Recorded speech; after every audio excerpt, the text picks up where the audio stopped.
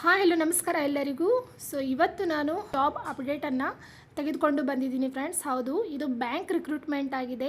IDBI ಬ್ಯಾಂಕ್ನಲ್ಲಿ recruitment ನಡೆದಿದೆ.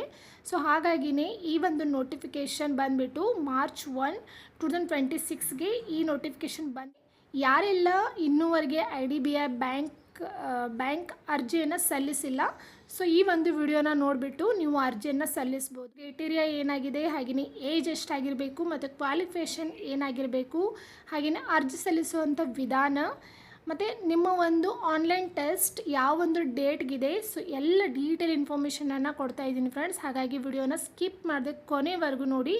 ಯಾರೆಲ್ಲ ಚಾನಲ್ಗೆ ಹೊಸದಾಗಿ ಬಂದಿದ್ದೀರಾ, ಸೊ ಪ್ಲೀಸ್ ಸಬ್ಸ್ಕ್ರೈಬ್ ಮಾಡಿಕೊಂಡು ನೋಡಿ ಫ್ರೆಂಡ್ಸ್. ಯಾಕಂತ ಅಂದರೆ ನಾ ಮಾಡುವಂಥ ಪ್ರತಿ ವಿಡಿಯೋ ಅಪ್ಡೇಟ್ ಕೂಡ ನಿಮಗೆ ಬಂದು ತಲುಪತ್ತೆ. ಹಾಗಾಗಿನೇ ಪಕ್ಕದಲ್ಲಿರುವಂಥ ಬೆಲ್ ಐಕಾನನ್ನು ಕ್ಲಿಕ್ ಮಾಡದೇ ಇರೋದಕ್ಕೆ ಮರಿಬೇಡಿ.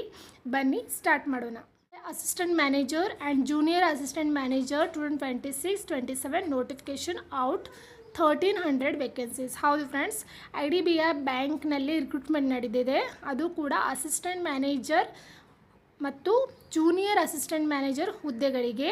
ಹಾಗಿದ್ರೆ ಬನ್ನಿ, ಅಸಿಸ್ಟೆಂಟ್ ಮ್ಯಾನೇಜರ್ಗೆ ಯಾವ ಒಂದು ಕ್ವಾಲಿಫಿಕೇಷನ್ ಬೇಕು, ಹಾಗೆಯೇ ಜೂನಿಯರ್ ಅಸಿಸ್ಟೆಂಟ್ ಮ್ಯಾನೇಜರ್ ಆ ಹುದ್ದೆಗೆ ನಾವು ಅರ್ಜಿ ಸಲ್ಲಿಸಬೇಕು ಅಂತ ಅಂದರೆ ಯಾವೆಲ್ಲ ಕ್ವಾಲಿಫಿಕೇಷನ್ ಬೇಕು ಅಂತ ನೋಡೋಣ.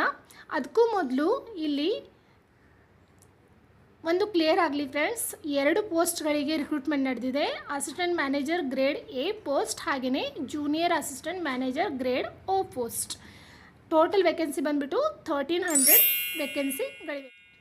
ಆನ್ಲೈನ್ ರಿಜಿಸ್ಟ್ರೇಷನ್ ಸ್ಟಾರ್ಟ್ ಆಗಿ 8 ಮಾರ್ಚ್ ಟು 19 ಮಾರ್ಚ್ ತನಕ ನಿಮ್ಮ ಒಂದು ಆನ್ಲೈನ್ ರಿಜಿಸ್ಟ್ರೇಷನ್ ಇರುತ್ತೆ ಫ್ರೆಂಡ್ಸ್. ಹಾಗೆಯೇ ಇದರ ಒಂದು ಎಕ್ಸಾಮ್ ನಿಮಗೆ ಏಪ್ರಿಲ್ 12 ಡೇಟ್ಗೆ ಇರುತ್ತೆ. ಅದು ಕೂಡ ಟೆಂಟೇಟಿವ್ ಅಂತ ಹೇಳಿದಾರೆ. ಅಂತ ಅಂದರೆ ಎಕ್ಸ್ಪೆಕ್ಟೆಡ್ ಆಗಿ ನೀವು ತಿಳ್ಕೊಳ್ಬೋದು. Junior manager grade O exam ಬಂದುಬಿಟ್ಟು ಏಪ್ರಿಲ್ 12 ಅಂತ ಹೇಳ್ತಾ ಇದ್ದಾರೆ. ಅದು ಕೂಡ ಮಾರ್ನಿಂಗ್ ಸೆಷನ್ನಲ್ಲಿ. ಮತ್ತು assistant of manager grade A ಈ ಹುದ್ದೆಗೆ ನೀವೇನಾದರೂ ಅರ್ಜಿಯನ್ನು ಸಲ್ಲಿಸಿದ್ದೇ ಆಗಿದ್ದರೆ ಆ ಎಕ್ಸಾಮ್ ಕೂಡ ಏಪ್ರಿಲ್ 12 ಇದೆ. ಆದರೆ ಆಫ್ಟರ್ನೂನ್ ಸೆಷನ್ ಅಂತ ಹೇಳಿದ್ದಾರೆ. ಅದು ಕೇವಲ ಎಕ್ಸ್ಪೆಕ್ಟೆಡ್ ಡೇಟ್ ಆಗಿದೆ ಫ್ರೆಂಡ್ಸ್. ಹಾಗಾಗಿನೇ ಹೇಳ್ತಾ ಇದ್ದೀನಿ, ಈ ಡೇಟ್ಗಳಲ್ಲಿ ಈ ಡೇಟ್ನಲ್ಲಿ ಚೇಂಜ್ ಕೂಡ ಆಗಲ್ಲ. ಅರ್ಜಿಯನ್ನು ಸಲ್ಲಿಸಿಲ್ಲ, ಸೊ ಪ್ಲೀಸ್ ಹೋಗಿ ಅರ್ಜಿಯನ್ನು ಸಲ್ಲಿಸಿ. ನೀವು ಅರ್ಜಿ ಸಲ್ಲಿಸುವ ಪ್ರೊಸೆಸ್ ಕೂಡ ಇದೇ ಒಂದು ವಿಡಿಯೋದಲ್ಲಿ ಕವರ್ ಮಾಡ್ತಾ ಇದ್ದೀನಿ. ಇನ್ನು ಇದಕ್ಕೆ ಎಲಿಜಿಬಿಲಿಟಿ ಕ್ರೈಟೇರಿಯಾ ನೋಡಬೇಕಂತ ಅಂದರೆ age, assistant manager grade A ಹುದ್ದೆಗೆ ನೀವೇನಾದರೂ ಅರ್ಜಿಯನ್ನು ಸಲ್ಲಿಸಿದರೆ ನಿಮ್ಮ ಒಂದು ಏಜ್ 21 to 30 ಇಯರ್ಸ್ ಒಳಗಡೆನೇ ಇರಬೇಕು. ಹಾಗೆಯೇ junior assistant manager grade O ಈ ಹುದ್ದೆಗೆ ನೀವೇನಾದರೂ ಅರ್ಜಿಯನ್ನು ಸಲ್ಲಿಸಿದ್ದೇ ಆಗಿದ್ದರೆ ನಿಮ್ಮ ಒಂದು ಏಜ್ 20 to 25 ಇಯರ್ಸ್ ಒಳಗಡೆನೇ ಇರಬೇಕು ಫ್ರೆಂಡ್ಸ್. ಇನ್ನು ಎಜುಕೇಷನ್ ಕ್ವಾಲಿಫಿಕೇಷನ್ ಬಂದುಬಿಟ್ಟು, ಒಂದು ವೇಳೆ ನೀವು ಅಸಿಸ್ಟೆಂಟ್ ಮ್ಯಾನೇಜರ್ ಗ್ರೇಡ್ A ಹುದ್ದೆಗೆ ಅರ್ಜಿ ಸಲ್ಲಿಸ್ತಾ ಇದ್ದರೆ ನೀವು ಗ್ರ್ಯಾಜುಯೇಷನ್ ಆಗಿರಬೇಕು. ಅಂತ ಅಂದರೆ ನೀವು ಗ್ರ್ಯಾಜುಯೇಟ್ ಪಾಸ್ ಆಗಿರಬೇಕು. ಹಾಗೆಯೇ ಯಾರು ಡಿಪ್ಲೊಮಾ ಕೋರ್ಸನ್ನು ಮಾಡಿದ್ದಾರೆ, ಸೊ ಅವರು ಈ ಒಂದು ಜಾಬ್ಗೆ ಅರ್ಜಿಯನ್ನು ಸಲ್ಲಿಸಲಿಕ್ಕೆ ಅರ್ಹರಿಲ್ಲ. ಹಾಗಾಗಿನೇ ಯಾರು BA BCom ಈ ಒಂದು ಬ್ಯಾಕ್ಗ್ರೌಂಡ್ನಿಂದ ಗ್ರ್ಯಾಜುಯೇಷನನ್ನು ಕಂಪ್ಲೀಟ್ ಮಾಡಿದ್ದೀರಾ, ಸೊ ನೀವು ಈ ಒಂದು ಪೋಸ್ಟ್ಗೆ ಅರ್ಜಿಯನ್ನು ಸಲ್ಲಿಸ್ಬೋದು ಫ್ರೆಂಡ್ಸ್. ಎಕ್ಸ್ಪೀರಿಯನ್ಸ್ ನೋಡಬೇಕಂತ ಅಂದರೆ ಈ ಜಾಬ್ಗೆ ಸಂಬಂಧಪಟ್ಟ ಹಾಗೆ ನೀವು ಮಿನಿಮಮ್ ಆಗಿ 2 ಇಯರ್ಸ್ ಯಾವುದಾದ್ರೂ ಒಂದು 2 ಇಯರ್ಸ್ ಬ್ಯಾಂಕ್ ಎಕ್ಸ್ಪೀರಿಯನ್ಸನ್ನು ಹೊಂದಿರಬೇಕು. ಅದು ಯಾವುದೇ ಬ್ಯಾಂಕ್ ಇರಲಿ, ಪಬ್ಲಿಕ್ ಸೆಕ್ಟರ್ ಬ್ಯಾಂಕ್ ಇರಲಿ ಅಥವಾ ಪ್ರೈವೇಟ್ ಸೆಕ್ಟರ್ ಬ್ಯಾಂಕ್ ಇರಲಿ ಅಥವಾ ಕೋಆಪ್ರೇಟಿವ್ ಬ್ಯಾಂಕ್ ಇರಲಿ, ರೂರಲ್ ಬ್ಯಾಂಕ್ ಇರಲಿ ಅಥವಾ ಯಾವುದೇ ತರಹದ ಬ್ಯಾಂಕ್ ಆಗಿದ್ರೂ ಪರವಾಗಿಲ್ಲ. ನಿಮಗೆ 2 ಇಯರ್ಸ್ ಎಕ್ಸ್ಪೀರಿಯನ್ಸನ್ನು ಹೊಂದಿರಬೇಕು ಫ್ರೆಂಡ್ಸ್. ಸೊ ಇದು ಬಂದುಬಿಟ್ಟು ಅಸಿಸ್ಟೆಂಟ್ ಮ್ಯಾನೇಜರ್ ಗ್ರೇಡ್ A ಹುದ್ದೆಗೆ. ಇನ್ನು junior assistant manager grade O ಹುದ್ದೆಗೆ ನೀವು ಬ್ಯಾಚುಲರ್ ಡಿಗ್ರಿಯನ್ನು ಕಂಪ್ಲೀಟ್ ಮಾಡಿರಬೇಕು. ಅದು ಕೂಡ 60%ನಿಂದಲೇ ಕಂಪ್ಲೀಟ್ ಮಾಡಿರಬೇಕು. ಹಾಗೆಯೇ ಒಂದು ವೇಳೆ ನೀವು ಜನರಲ್ ಆಗಿದ್ದರೆ 60% ನಿಮ್ಮ ಒಂದು ಪರ್ಸೆಂಟೇಜ್ ಇರಬೇಕು ಗ್ರ್ಯಾಜುಯೇಷನ್ನಲ್ಲಿ.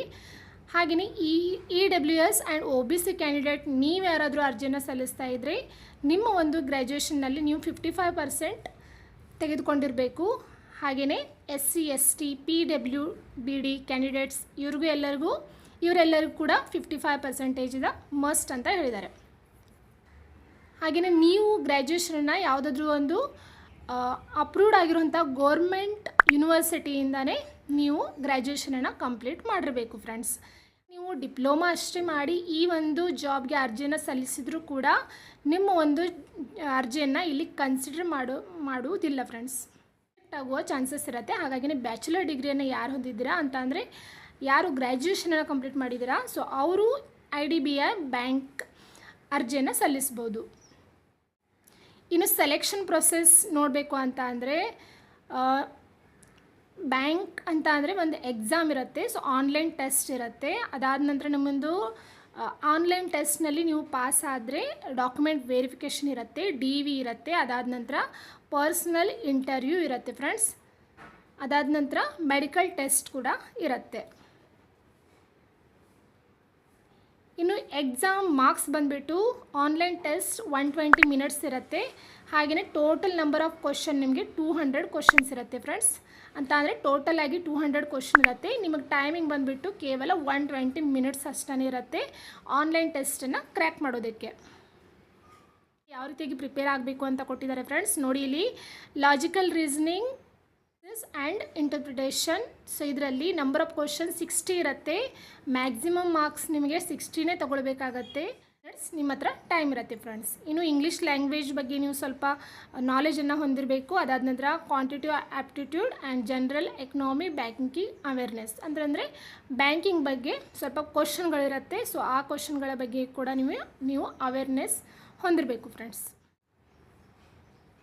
ಇಲ್ಲಿ ನೋಡಿ ಅಸಿಸ್ಟೆಂಟ್ ಮ್ಯಾನೇಜರ್ ಗ್ರೇಡ್ A ಹುದ್ದೆಗೆ ನೀವೇನಾದರೂ ಅರ್ಜಿಯನ್ನು ಸಲ್ಲಿಸಿದ್ದೇ ಆಗಿದ್ದರೆ ಇಲ್ಲಿ ಮಾರ್ಕ್ಸ್ ಕಟ್ ಆಫ್ ಇರಲ್ಲ ಫ್ರೆಂಡ್ಸ್. ಅಂತ ಅಂದರೆ ಪ್ರಶ್ನೆ ಉತ್ತರ ಸರಿಯಾಗಿದ್ದರೆ ಸರಿಯೇ ಆಗಿರುತ್ತೆ, ಅಥವಾ ತಪ್ಪಿದ್ರೆ ಕಟ್ ಆಫ್ ಅಂತ ಇರುತ್ತೆ. ಅಂತ ಅಂದರೆ ಹಾಫ್ ಮಾರ್ಕ್ಸ್ ಕಟ್ ಮಾಡ್ತಾ ಇರ್ತಾರೆ. ಅಸಿಸ್ಟೆಂಟ್ ಮ್ಯಾನೇಜರ್ ಗ್ರೇಡ್ A ಹುದ್ದೆಗೆ ಯಾರು ಅರ್ಜಿಯನ್ನು ಸಲ್ಲಿಸ್ತಾ ಇದ್ದೀರಾ ಅವ್ರಿಗೆ ಇರೋದಿಲ್ಲ ಫ್ರೆಂಡ್ಸ್. ಆದರೆ junior assistant manager grade O ಹುದ್ದೆಗೆ ಯಾರು ಅರ್ಜಿಯನ್ನು ಸಲ್ಲಿಸ್ತಾ ಇದ್ದಾರೆ ಒಂದು ವೇಳೆ ಅಲ್ಲಿ ತಪ್ಪಾಗಿದ್ದರೆ 0.25 ಸೊ ಕಟ್ ಆಫ್ ನಿಮಗೆ ಇದೆ. ಹಾಗಾಗಿನೇ ಕರೆಕ್ಟಾಗಿ ನೋಡಿಕೊಂಡು ಆನ್ಸರ್ ಮಾಡಿ ಫ್ರೆಂಡ್ಸ್. ಇನ್ನು ಅಪ್ಲಿಕೇಶನ್ ಹಾಕಬೇಕು ಅಂತ ಅಂದರೆ ಫೀಸ್ ಬಂದುಬಿಟ್ಟು 250 ಇದೆ. SC ST PWD ಕ್ಯಾಂಡಿಡೇಟ್ಸ್ಗೆ 250ಯನ್ನು ಇಟ್ಟಿದ್ದಾರೆ. ಹಾಗೆಯೇ ಆಲ್ ಕ್ಯಾಂಡಿಡೇಟ್ಸ್ ಅಂತ ಅಂದರೆ OBC ಕ್ಯಾಂಡಿಡೇಟ್ ಹಾಗೆಯೇ ಉಳಿದವರಿಗೆ 1050ಯನ್ನು ಫೀಸ್ ಇಟ್ಟಿದ್ದಾರೆ ಫ್ರೆಂಡ್ಸ್. ಬ್ಯಾಂಕ್ ರಿಕ್ರೂಟ್ಮೆಂಟ್ ಅಂತ ಅಂದರೆ ಸ್ಯಾಲ್ರಿ ಚೆನ್ನಾಗಿಯೇ ಇರುತ್ತೆ ಫ್ರೆಂಡ್ಸ್. ಆದರೆ ಆನ್ಲೈನ್ ಟೆಸ್ಟ್ ಇರುತ್ತೆ. ಸೊ ಆನ್ಲೈನ್ ಟೆಸ್ಟ್ನಲ್ಲಿ ಒಂದು ವೇಳೆ ನೀವು ಸೆಲೆಕ್ಟ್ ಆದರೆ ನಿಮಗೆ ಮೆಡಿಕಲ್ ಟೆಸ್ಟ್ ಇರುತ್ತೆ. ಅದಾದ ನಂತರ DV ಇರುತ್ತೆ, ಡಾಕ್ಯುಮೆಂಟ್ ವೆರಿಫಿಕೇಷನ್ ಇರುತ್ತೆ. ಅದಾದ ನಂತರ ನಿಮ್ಮ ಒಂದು ಸೆಲೆಕ್ಷನ್ ಇರುತ್ತೆ. ಹಾಗಾಗಿನೇ ಹೇಳ್ತಾರೆ ಜಾಬ್ನ ಮಾಡಬೇಕು ಅಂತ ಅಂದ್ಕೊಂಡಿದ್ರ ಸೊ ಎಲ್ಲರೂ ಕೂಡ ಈ ಒಂದು ಜಾಬ್ಗೆ ಅಪ್ಲಿಕೇಶನನ್ನು ಹಾಕಿ ಫ್ರೆಂಡ್ಸ್. ಯಾಕಂದರೆ 1300 ವೇಕೆನ್ಸಿ ಅಷ್ಟೇ ಇದೆ. ಮತ್ತು ಎಕ್ಸಾಮ್ ಕೂಡ 200 ಮಾರ್ಕ್ಸ್ ಇದೆ. ಸೊ ಹಾಗಾಗಿನೇ ಅರ್ಜಿಯನ್ನು ಸಲ್ಲಿಸಿ. ಒಂದು ನೋಟಿಫಿಕೇಷನಲ್ಲಿ ನಿಮಗೆ ಏನೇ ಡೌಟ್ ಇದ್ದರೂ ಕೂಡ ನೀವು ನನಗೆ ಕಮೆಂಟ್ ಬಾಕ್ಸ್ನಲ್ಲಿ ಮೆಸೇಜ್ ಮಾಡಿ ಫ್ರೆಂಡ್ಸ್. ನಾನು ಅದಕ್ಕೆ ಖಂಡಿತವಾಗ್ಲೂ ಉತ್ತರಿಸ್ತೀನಿ.